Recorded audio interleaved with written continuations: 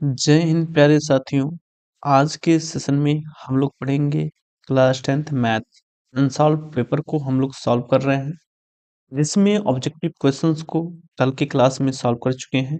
आज के क्लास में हम लोग डिस्क्रिप्टिव क्वेश्चंस को सॉल्व करेंगे। तो चलिए स्टार्ट करते हैं आज का सेशन। खंड बा में हमें क्वेश्चनों को सॉल्व करना है। देखिए इसमें लिखा है सभी खंड कीजिए। इसमें पहला जो है यानी का क्वेश्चन जो है, एक लंबवृत्तीय शंकु की ऊंचाई तथा आधार का व्यास क्रमशः 48 सेंटीमीटर और 28 सेंटीमीटर है। ठीक है, यहाँ पे देखिए शंकु की ऊंचाई 48 सेंटीमीटर है, तो ऊंचाई लिख लेते हैं। ऊंचाई यानी h बराबर 48 सेंटीमीटर है और आधार का व्यास d बराबर 28 सेंटीमीटर है। तो यहाँ से त्रिज्या निकाल लेंगे तो ये हो जाएगा 14 सेंटीमीटर। त्रिज्या व्यास का आधा होता है। ठीक है, यहाँ पर पहले हम शंकु बना लेते हैं।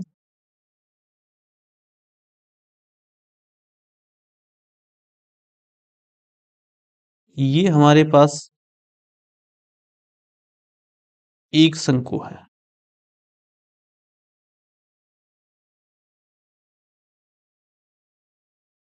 यहाँ से इसकी जो ऊंचाई है, ऊंचाई इसकी यही है, ये इसकी ऊंचाई है और ये इसकी त्रिज्या है। ठीक है, ये इसकी त्रिज्या है। ऊंचाई हमें दी गई है h और हमें r दिया गया है। हमसे पूछ रहा है शंकु का आयतन बताइए। तो शंकु का जो आयतन होता है वो कितना होता है? तो शंकु का आयतन, शंकु का आयतन बराबर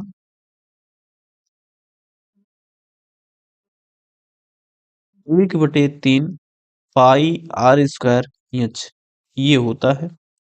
1/3 पाई का मान रख दीजिए तो 22/7। r यहाँ पे कितना है? r 14 सेंटीमीटर है, तो 14 गुणे 14 और h का मान 48 है। यहाँ से जो कट रहा है काट दीजिए। देखिए क्या कटता है, 7 दूना 14, ये कट जाएगा। और यहाँ पे कुछ और कट रहा है, 3 से काट दीजिए, 16 तिया 48। अब इनका गुणा कर दीजिए। तो 22 और 14 का गुणा करेंगे तो 14 दूना 28 के 8 हासिल 2, 14 दूना 28 और 2 30 और यहाँ पे बचा 16 दूना 32, तो यहाँ पे 32 हो जाएगा। अब इसको गुणा कर दीजिए तो ये हो जाएगा 32 अट्ठे 30 अट्ठे 240 और 2 अट्ठे 16, 256 के 6 हासिल हो जाएगा 25। 32 शून्य शून्य 25 के 5 हो जाएगा, हासिल यहाँ पे बचेगा 2। फिर 32 तिया 96 और 2 98।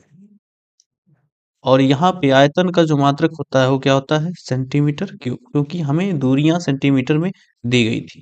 ठीक है, तो ये हमारा आंसर है।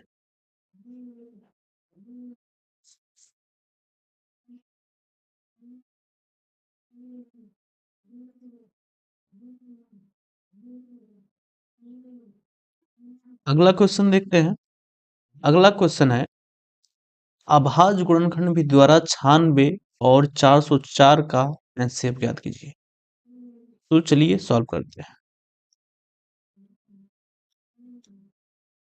सबसे पहले हम क्या करेंगे, 96 और 404 का गुणनखंड करेंगे। तो करते हैं, 2 चौक 8 और 2 अठे 16। फिर इसे 2 से काट दीजिए, 2 दूना 4, 2 चौक 8। यहाँ से फिर से 2 एक्किम 2, 2 दूना 4 और 2 छक 12, 2 तिया 6 और 3 एक्किम 3। फिर हम 404 का गुणनखंड करते हैं।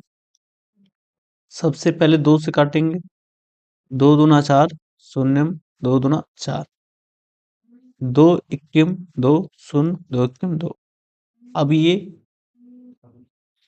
किसी से नहीं कटेगा, तो इसको अब ऐसे रहने देते हैं। अब दोनों के गुणनखंडों को लिख लेते हैं, तो दोनों के गुणनखंड को लिखते हैं। तो ये हो जाएगा 96 बराबर 2 गुणे 2 गुणे 2 गुणे 2 गुणे 2 गुणे कितनी बार? 5 बार, और ये 3 आया है। 404 का लिख लेते हैं, तो 404 बराबर 2 गुणे 101। यहाँ से हमें निकालना है क्या? एचसीएफ। तो एचसीएफ बराबर जो हो जाएगा, यानी एचसीएफ 96 और 404 का। तो देखिए एचसीएफ में वो फैक्टर काउंट किए जाते हैं जो दोनों में है। जैसे यहाँ पे 2 है, यहाँ पर 2 है, यहाँ पर ये 2 है, ये 2 है। इसके अलावा कोई भी चीज कॉमन नहीं है, ठीक है। तो यहाँ पे हो जाएगा 2 गुणे 2, और ये आ जाएगा 4। तो इसका मासा कितना होगा? 4, और यही हमारा आंसर है।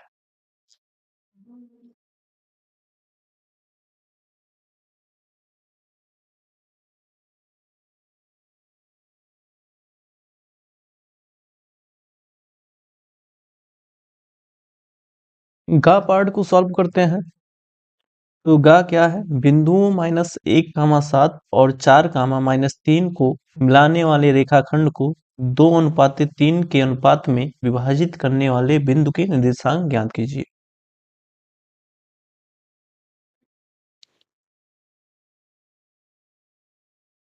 तो ये एक रेखाखंड है, ये रेखाखंड, और इसका एक सिरा जो है वो बिंदु ये पर है, अर्थात इसका निर्देशांक -1, 7 है। और दूसरा हम बी मान लेते हैं, जो कि 4, -3 है। इस रेखाखंड को एक बिंदु हम मान लेते हैं, ये बिंदु P है, जो इस पूरे रेखाखंड को 2:3 में विभाजित करती है। तो हमें बिंदु P का निर्देशांक ज्ञात करना है। हम मान लेते हैं इसका निर्देशांक x, y, तो हमें x, y ज्ञात करना है। तो यहाँ से दिया है उसको लिख लेते हैं। तो -1, 7 है, इसको हम पहला बिंदु मान लेते हैं, तो x1 y1। और 4, 3 यानी 4, -3, इसको हम दूसरा बिंदु मान लेते हैं, तो x2, y2। और हमें जो अनुपात दिया गया है, अर्थात यम अनुपात n बराबर 2:3 दिया गया है। हम जानते हैं कि विभाजन बिंदु की निर्देशांक का सूत्र जो है वो क्या है? तो यहाँ लिखेंगे विभाजन बिंदु का निर्देशांक बराबर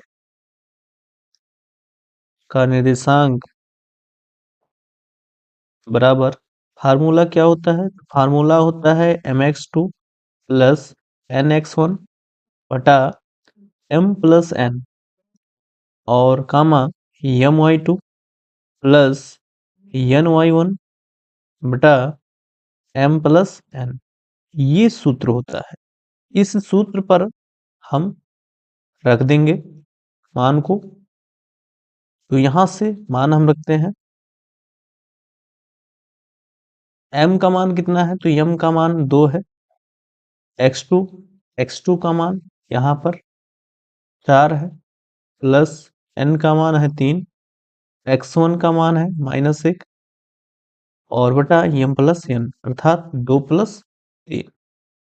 फिर m का मान 2 है, y2 यहाँ पर -3 है, तो -3 प्लस n 3 है, और y1 यहाँ पर 7 है, तो ये हो जाएगा 7 बटा m प्लस n, अर्थात 2 प्लस 3। तो यहाँ से ये हो जाएगा 4 दूना 8 -3 और बटा 5, ये हो जाएगा -6 प्लस 21 बटा 5। तो यहाँ से 8 से 3 घटा 5, 5 बटा 5, और 21 से 6 घटा तो 15 बटा 5। इसको काट दीजिए, तो ये हो जाएगा 1 और ये हो जाएगा 3। तो यहाँ से जो हमें आंसर मिलेगा वो क्या मिलेगा, तो वो मिलेगा 1,3। तो विभाजन बिंदु का निर्देशांक कितना होगा, 1,3। यही हमारा आंसर होगा। अगला क्वेश्चन देखते हैं, घ नंबर। यदि साइन अल्फा बराबर 1/2 और कास बीटा बराबर 1/2 हो तो अल्फा प्लस बीटा का मान ज्ञात कीजिए। तो यहां से देखिए साइन अल्फा बराबर 1/2 दिया गया है।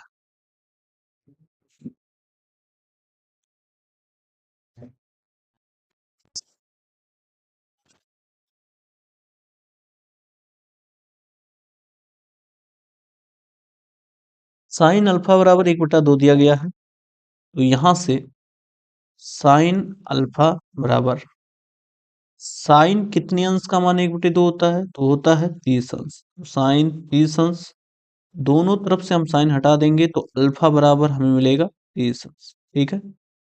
पुनः हमें दिया गया है कास बीटा। कास बीटा बराबर 1/2 और ये हो जाएगा कास बीटा। तो कास कितने अंश का मान 1/2 है, कास 60 अंश का मान 1/2 होता है। दोनों तरफ से कास हटा दीजिए तो बीटा बराबर आ जाएगा 60 अंश। ठीक है। यहां से हमें अल्फा और बीटा का मान मिल चुका है। अल्फा और बीटा का मान मिल चुका है।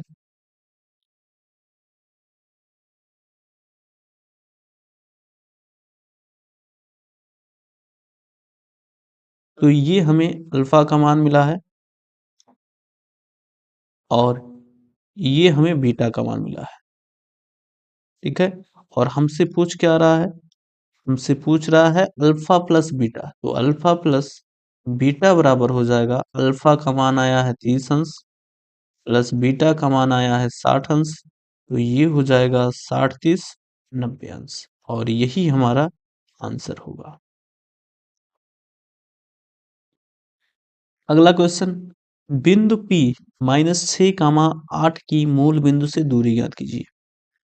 मूल बिंदु का निर्देशांक सभी को पता होगा, तो मूल बिंदु का निर्देशांक लिख लेते हैं। मूल बिंदु का निर्देशांक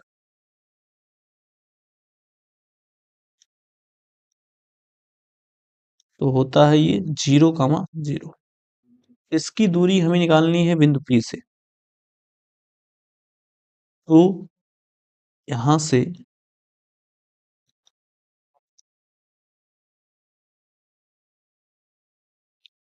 ये एक रेखा है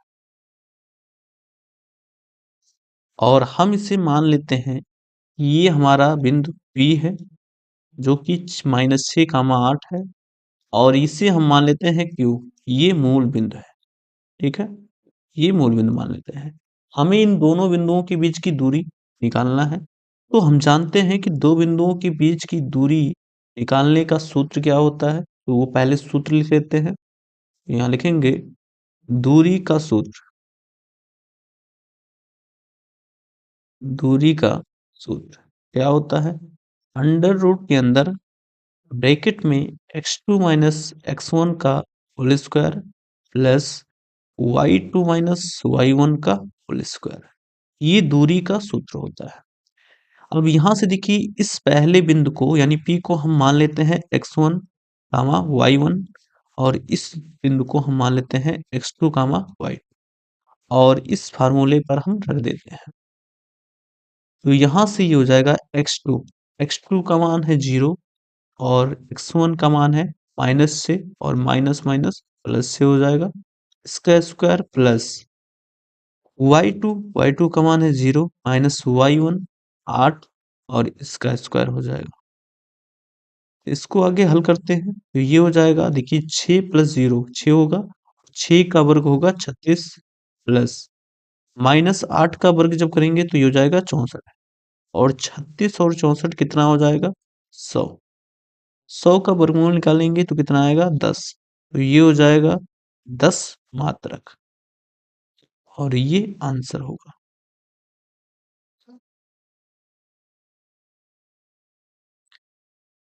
अच्छा, क्वेश्चन को सॉल्व करते हैं। सिद्ध कीजिए cot a minus cos a बटा cot A plus cos A बराबर कॉसेक के माइनस 1 बटा कॉसेक ए प्लस 1। हमें ये सिद्ध करना।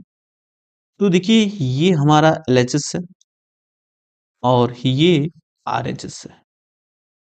एलएचएस से हम स्टार्ट करेंगे सॉल्व करना और सॉल्व करते हुए आरएचएस लाएंगे तो हमारा क्वेश्चन सिद्ध हो जाएगा। तो यहां से सॉल्व करना शुरू करते हैं। पहले हम एलएचएस को लिख लेते हैं। कॉट ये सिद्ध कीजिए कि कॉट ये माइनस कास ये बटा कॉट ये प्लस कास ये, यहाँ पे कॉस ये रहेगा बराबर कॉसेक ये माइनस 1 बटा कॉसेक ये प्लस 1। ये हमें सिद्ध करना है। तो यहाँ पर ये एलएचएस है और ये आरएचएस है। हम एलएचएस से स्टार्ट करेंगे और सॉल्व करते हुए आरएचएस लाएंगे और हमारा क्वेश्चन सिद्ध हो जाएगा। तो हम सबसे पहले एलएचएस लिखते हैं। एलएचएस में कॉट ये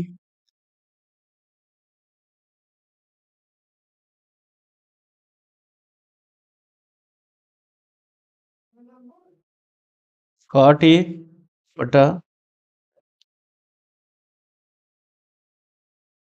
कॉट ये माइनस कॉस सी बटा कॉट ये प्लस कॉस सी, ये लिखा गया है।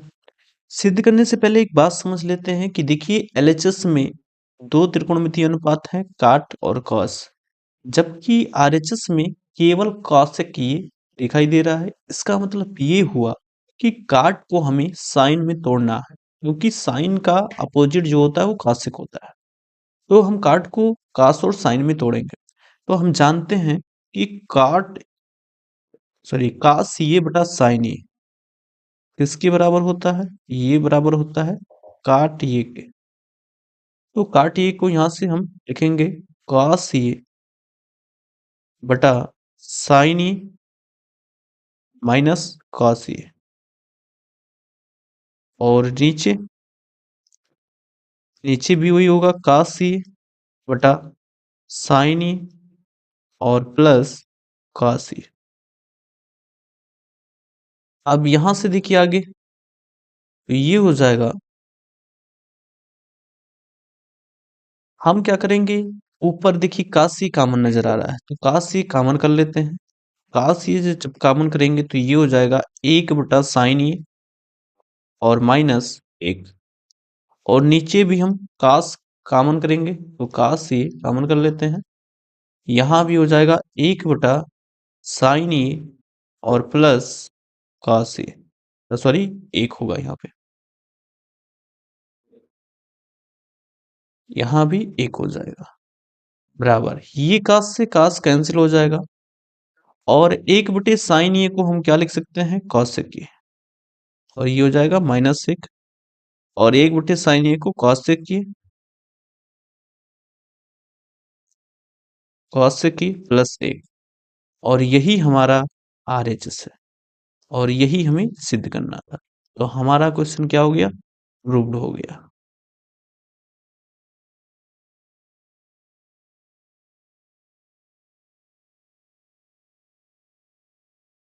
सेकंड नंबर क्वेश्चन को सॉल्व करते हैं। तो इसमें किन्हीं 5 खंडों को हल कीजिए।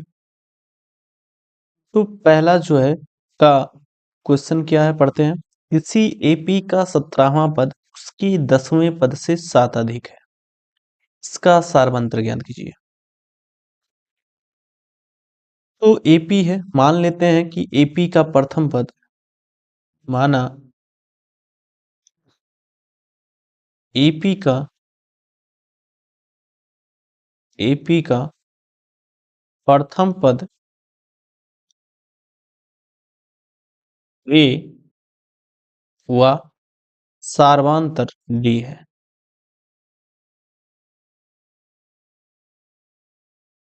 सार्वांतर डी है।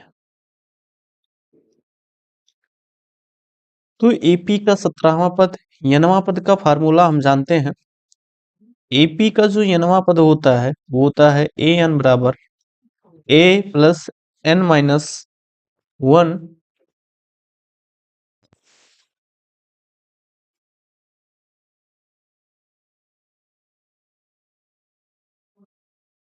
n-1 इंटू डे, ये होता है एपी का nवां पद का सूत्र।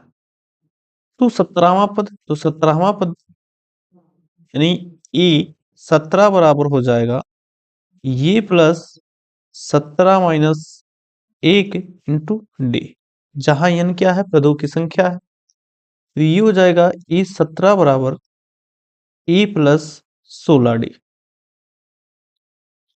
इसी इक्वेशन फर्स्ट मान लेते हैं। ऐसे हमें 10वां पद भी निकालना है, तो यहां से 10वां पद निकाल लेते हैं। तो ये 10 बराबर हो जाएगा ए प्लस 10 माइनस 1 इंटू डी। तो यहां से हो जाएगा ए 10 बराबर ए प्लस 9 डी, और इसी इक्वेशन सेकंड मान लेते हैं। तो प्रश्नानुसार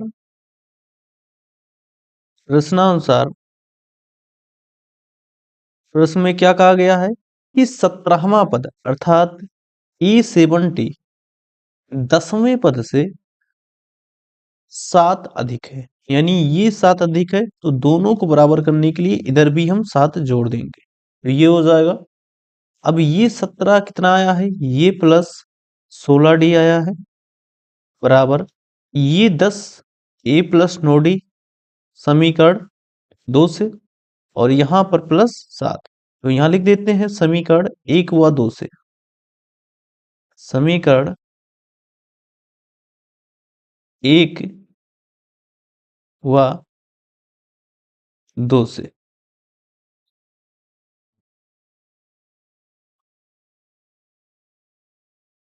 ठीक, देखिए यहां से ये और ये कैंसिल हो जाएगा, 9 डी को एलएचएस में लाएंगे तो ये हो जाएगा 16 डी माइनस 9 डी बराबर 7। तो यहां से 16 से 9 घटा तो कितना हो जाएगा, 7 हो जाएगा, यानी 7 डी बराबर 7। तो ये हो जाएगा कैंसिल, तो डी बराबर कितना आ गया, 1।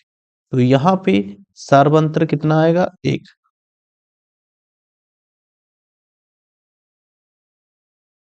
खा क्वेश्चन को सॉल्व करते हैं। समीकरण √2x² प्लस 7x प्लस 5√2 बराबर 0 के मूल ज्ञात कीजिए। तो सबसे पहले हम गुणनखंड विधि से चेक करेंगे। अगर गुणनखंड विधि से नहीं सॉल्व होता है तो हम श्रीधराचार्य का सूत्र लगाएंगे। तो चलिए सॉल्व करते हैं। तो ये हो जाएगा √2x² प्लस 7x प्लस 5√2 बराबर 0। सबसे पहले इस √2 और इस 5√2 को गुणा करेंगे, तो कितना हो जाएगा, तो ये हो जाएगा 10। यहाँ पे प्लस है और यहाँ पे प्लस है, अर्थात जोड़ के बनाना है। तो ऐसी दो संख्याएं लेना है कि गुणा करने पर 10 आए और जोड़ने पर 7 आए। तो 5 और 2 का गुणा करेंगे तो 10 आएगा, और 5 और 2 को जोड़ेंगे तो 7 आएगा। ठीक है, यानी यहाँ पर हम लिख सकते हैं √2x², तो 7x की जगह पे 2x प्लस 5x लिख सकते हैं, प्लस 5 सरणी में 2 बराबर 0। इसको आगे सॉल्व करते हैं तो ये हो जाएगा x² प्लस 2 को हम लिख सकते हैं √2 into √2x plus 5x plus 5√2 बराबर 0।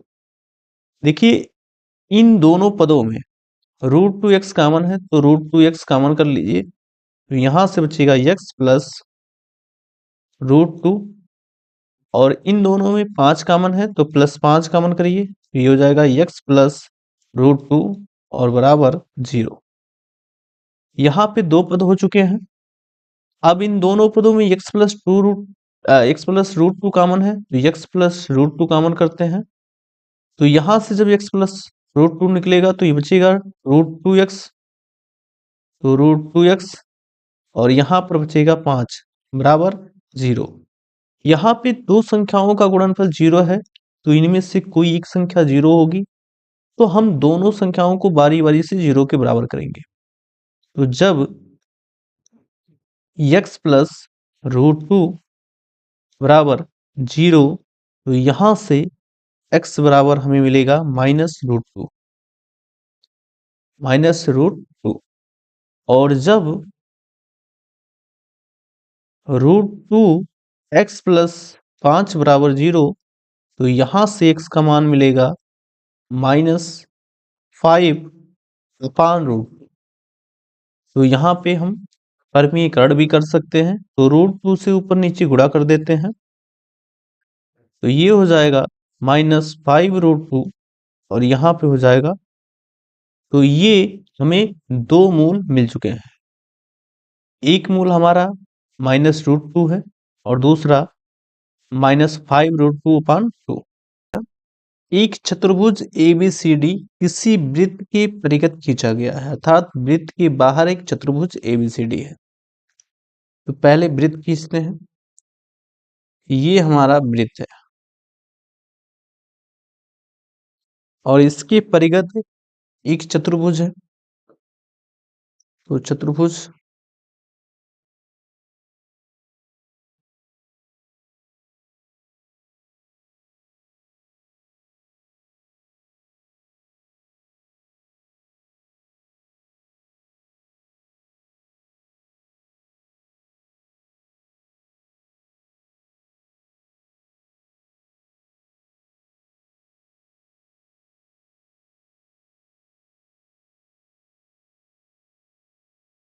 ये चतुर्भुज है, ठीक है। चतुर्भुज का क्या नाम है, नाम लिख देते हैं। तो यहां से ए बी सी डी, ये चतुर्भुज है और ये वृत्त को जिन जिन बिंदुओं पर टच करता है, यहां पर टच करता है, यहां पर टच करता है और यहां पर और यहां पर, इनके भी कुछ नाम लिख देते हैं। P Q R S। हमें सिद्ध क्या करना है कि AB प्लस CD ये बराबर AD प्लस BC का होगा। तो यहां से एक बात समझ लेते हैं, जैसे ये कोई एक वृत्त है और किसी बाह्य बिंदु से, किसी बाह्य बिंदु से, जैसे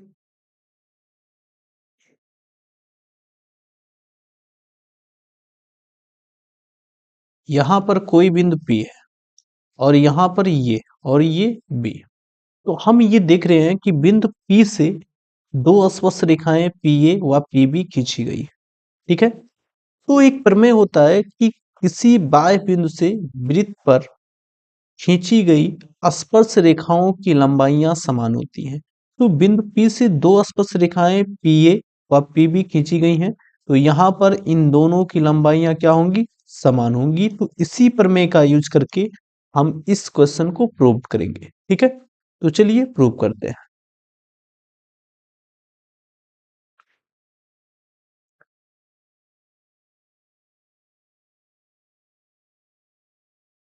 चलिए देखिए, तो सबसे पहले हम लिख लेते हैं जो दिया गया है, हमें क्या क्या दिया है।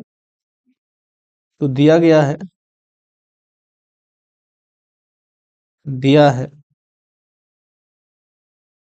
ए बी सी डी एक चतुर्भुज है, ए बी सी डी एक चतुर्भुज है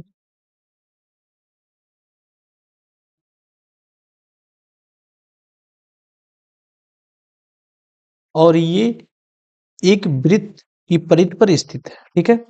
हमें सिद्ध क्या करना है, सिद्ध करना है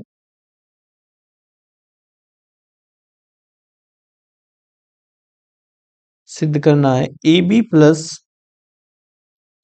सी डी बराबर a d plus b c, ये हमें सिद्ध करना है। तो यहां से प्रमाण लिखते हैं। देखिए, तो हम बिंदु ये को देखते हैं। बिंदु ये वृत्त के बाहर स्थित है और बिंदु ये से दो स्पर्श रेखाएं AP व AS खींची गई हैं। तो लिखेंगे बिंदु ये, बिंदु A से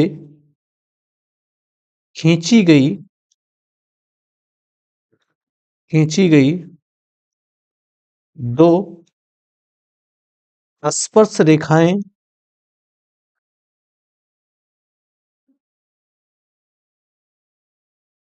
AP व AS हैं। AP व AS हैं, तो यहां से इनकी लंबाइयां बराबर होंगी, तो इसलिए AP बराबर AS, AP बराबर AS, और इसी इक्वेशन फर्स्ट मानेंगे। ये किस नियम से लिखे हैं, तो पर में हम यहां लिख देते हैं, इसी बाह्य बिंदु से, इसी बाह्य बिंदु से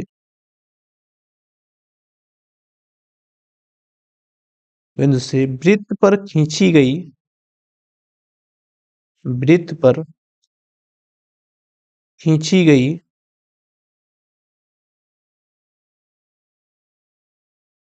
स्पर्श रेखाओं की लंबाइयां समान होती हैं, स्पर्श रेखाओं की लंबाइयां समान होती हैं,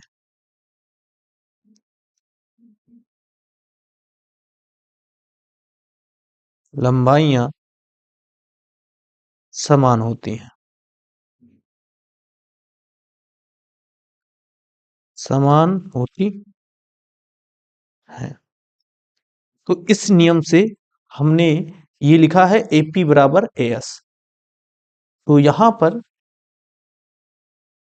बी बिंदु को देखते हैं, तो बी बिंदु से भी खींची गई दो स्पर्श रेखाएं BP व BQ हैं, तो ये भी आपस में बराबर होंगी, तो यहां लिखेंगे इसी प्रकार, इसी प्रकार BP बराबर, BP बराबर BQ हो जाएगा, और इससे इक्वेशन सेकंड मान लेंगे। बिंदु C से खींची गई दो स्पर्श रेखाएं CR व CQ हैं, तो यहां पर CR बराबर CQ हो जाएगा, और इसी इक्वेशन थर्ड मानेंगे। और पुनः D बिंदु से खींची गई दो स्पर्श रेखाएं DR व DS हैं, तो यहां पर हो जाएगा DR बराबर DS। ये जो चारों इक्वेशन बने हैं किस नियम से, वो इसी प्रमेय के अकॉर्डिंग बने हैं। अब हम चारों इक्वेशन को जोड़ लेंगे, तो समीकरण 1, 2, 3 व 4 को जोड़ने पर, 4 को जोड़ने पर, तो जोड़ दीजिए। LHS को LHS में जोड़ेंगे और RHS को RHS में जोड़ेंगे, तो यहां से हो जाएगा AP plus BP plus CR plus DR बराबर, ये हो जाएगा AS plus BQ plus CQ और प्लस DS। यहां पर लिख देते हैं, तो देखिए AP और BP को जोड़ेंगे तो हमें क्या मिलेगा, ये पूरी लंबाई AB मिल जाएगी, तो यहां से हमें मिला AB प्लस CR और DR। देखिए CR ये है और DR ये है, CR और DR को जोड़ेंगे तो क्या मिलेगा, CD मिलेगा, बराबर AS, AS यहाँ है और DS, AS और DS को जोड़ेंगे तो हमें मिलेगा AD, तो यहाँ लिखेंगे AD प्लस CQ और BQ, तो CQ ये है और BQ ये है, इनको जोड़ेंगे तो क्या मिलेगा, BC। तो हमें यही चाहिए, तो ये हमारा क्वेश्चन प्रूव्ड हो चुका है। ठीक है,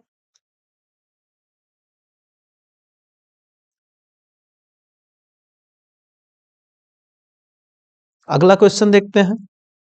यदि दिए गए आवृत्ति वितरण के आंकड़ों का माध्यक 28.5 है, तो x और y के मान ज्ञात कीजिए। चलिए निकालते हैं।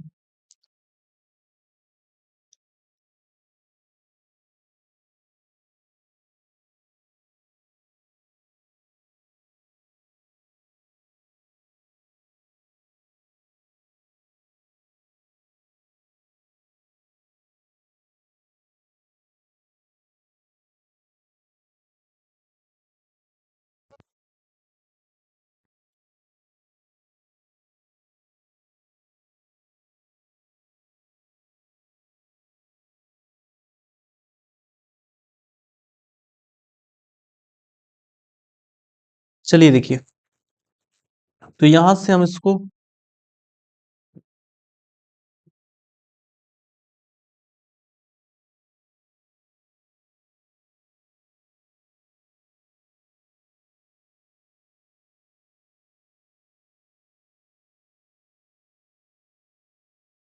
तो यहाँ पे ये वर्गांतर हो गया, बारंबारता हो गया। हम यहाँ पे क्या लिखेंगे?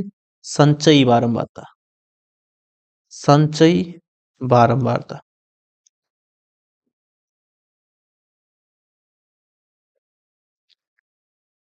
देखिए संचयी बारंबारता कैसे निकालते हैं? ये जो पहली बारंबारता है, ये पहली संचयी बारंबारता बन जाएगी। फिर इस अगले में जोड़ देंगे, यानी 5 को x में जोड़ देंगे, तो हमें जो अगली संचयी बारंबारता मिलेगी वो 5 प्लस x मिलेगी। फिर इसमें 20 जोड़ेंगे तो ये हो जाएगा 25 प्लस x। फिर इसमें 15 जोड़ेंगे तो ये हो जाएगा 40 प्लस x। फिर इसमें y जोड़ेंगे तो ये हो जाएगा 40 प्लस x प्लस y। और फिर इसमें जोड़ेंगे 5 तो 45 प्लस x प्लस y। ये हो जाएगा संचयी बारंबारता। ठीक है, सबसे पहले हम क्या निकालेंगे? माध्यक वर्ग निकालेंगे। तो माध्यक वर्ग कैसे निकालते हैं ये समझते हैं। यानी जो बारंबारताओं का योग होता है, तो सबसे पहले हम n/2 करते हैं। n/2, n का मान यहाँ 60 दिया गया है, तो 60/2 बराबर 30। अब हम ये देखते हैं कि 30 संचयी बारंबारता किस में पड़ता है। तो देखिए 25 से x जुड़ रहा है और यहाँ पे 40 में x जुड़ रहा है, अर्थात 30 जो पड़ेगा वो इसी में पड़ेगा। तो इसके सामने जो वर्ग अंतराल है वो माध्यक वर्ग होगा, यानी 20 से 30 जो होगा ये क्या हो जाएगा? माध्यक वर्ग होगा। ठीक है, तो माध्यक वर्ग निकालने का ये तरीका था। तो माध्यक वर्ग कितना हुआ? यानी 20 से 30 हुआ, 20 से 30। और इसमें ये जो है ये निम्न सीमा है, ये निम्न सीमा है। अब यहां से हम सूत्र लिखेंगे कि माध्यक वर्ग निकालने का माध्यक निकालने का सूत्र क्या होता है। तो देखिए माध्यक बराबर ये होता है यल प्लस n/2 माइनस CF और बटा F गुणे H। अब यहाँ पे हम एक एक को समझते हैं कि क्या है। यल जो है वो माध्यक वर्ग की निम्न सीमा है, अर्थात L का मान कितना है? 20 है, तो यहाँ से L का मान 20 लिखते हैं।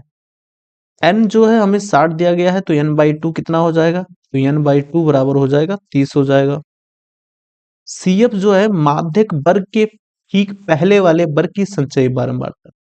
तो माध्यक वर्ग ये है और इसके पहले ठीक ये है, यानी संचयी बारंबारता ये होगी, यानी CF का मान 5 प्लस x होगा। तो CF बराबर 5 प्लस x। F जो है माध्यक वर्ग की बारंबारता, तो F का मान देखिए माध्यक वर्ग यही है, तो ये जो है आपका 20, ये F है, तो यहां से ये हो गया 20। H क्या है? H जो है वर्ग माप है, अर्थात वर्ग अंतराल के बीच कितने कितने का गैप है, यानी 0 से 10 के बीच 10 का गैप है, तो ये हो गया 10। अब इन सभी मानों को हम फार्मूले में रख देंगे, तो रखते हैं। देखिए माध्यक हमें दिया गया है 28.5, 28.5। L जो है 20 प्लस n/2 का मान 30 माइनस CF। CF देखिए कितना आया है? 5 प्लस x, सॉरी CF, हाँ 5 प्लस x।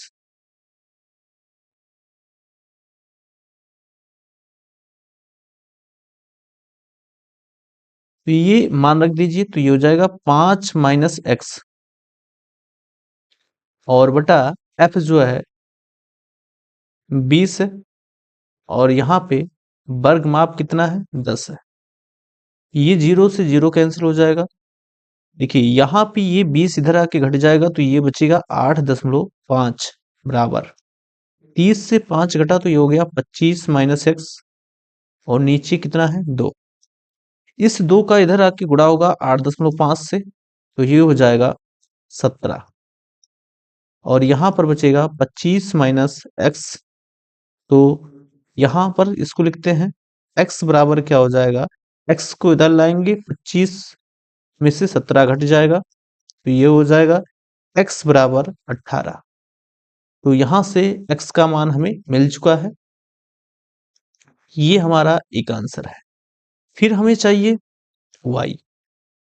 तो हम ये देख रहे हैं कि ये जो 45 प्लस एक्स प्लस वाई, ये क्या है, ये n के बराबर है। तो यहां से लिखेंगे 45 plus 45 plus x plus y, और ये बराबर है किसके, 60 के। हमें x का मान मिल चुका है, तो 45 प्लस 18 और प्लस वाई, तो बराबर हो जाएगा 60। तो y बराबर 60 माइनस 45 और 18 कितना हो जाएगा, तो 45 8 53, 1 मिनट, यहाँ 8 आएगा, तो यहाँ पर केवल 8 आएगा। ठीक है, तो ये हो गया 8, तो यहाँ पर भी 8 रहेगा।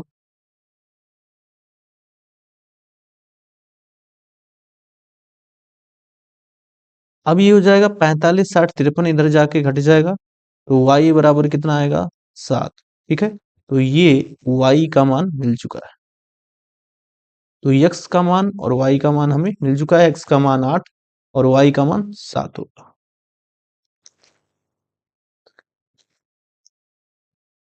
क्वेश्चन को देखते हैं। किसी कारण 12 खराब पेन 132 अच्छे पेनों में मिल गए। केवल देखकर यह नहीं कहा जा सकता कि कोई पेन खराब है या अच्छा है। इस मिश्रण में से एक पेन यादृच्छा निकाला जाता है। निकाले गए पेन के अच्छे होने की प्रायिकता ज्ञात कीजिए। तो यहाँ पे देखिए, अच्छे पेन की संख्या निकल लिखते हैं। अच्छे पेन कितने हैं, अच्छे पेनों की संख्या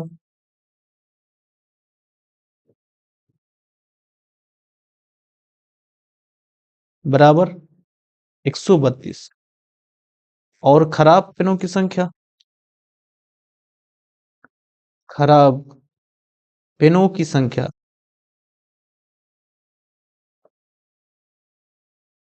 खराब पेनों की संख्या बराबर 12, और टोटल दोनों मिल गए हैं, तो कुल पेनों की संख्या,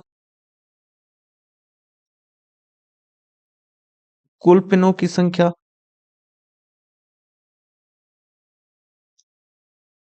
बराबर, ये हो जाएगा 132 प्लस 12, और ये हो जाएगा 2 2 4 3 1 4 144।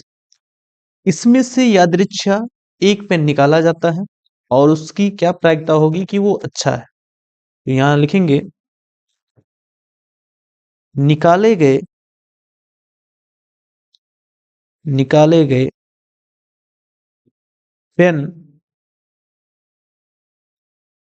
के अच्छे होने की प्रायिकता, यानी जो निकाला गया पेन है वो अच्छा होगा, इसकी प्रायिकता, अच्छे होने की प्रायिकता